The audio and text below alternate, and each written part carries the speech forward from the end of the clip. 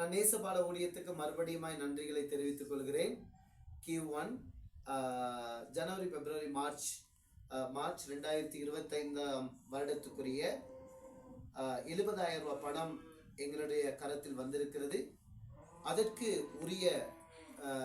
உரியவர்கள் எங்கள் மத்தியிலே வந்திருக்கிறாங்க. நாங்கள் ஒருவருக்கு 5,000 ரூபாய் படி 14 பேருக்கு 70,000 ரூபாய் பணத்தை 5ஆம் தேதி 2ஆம் மாதம் 2025 வருடத்தில் இன்றைய நாளிலே நாங்கள் இவருடைய கரத்திலே நாங்கள் அதை சமர்ப்பிக்கிறோம். இவர்கள் நுவர்லியா மாவட்டத்தில் உள்ள ஒலிஃபண்ட் கிராமத்தில் வறுமை கோட்டின் கீழே வாழ்கின்ற கிராமத்தில் வசிக்கின்றார்கள்.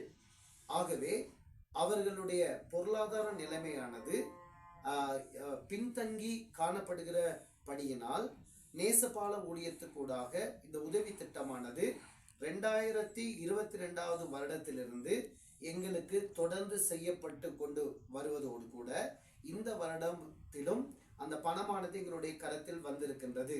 இப்பணத்தை இவர்களுடைய உலர் உணவு பொருட்களுக்காகவும் இவருடைய மருத்துவ செலவுக்காகவும் நாங்கள் செலவிடுகின்றோம்.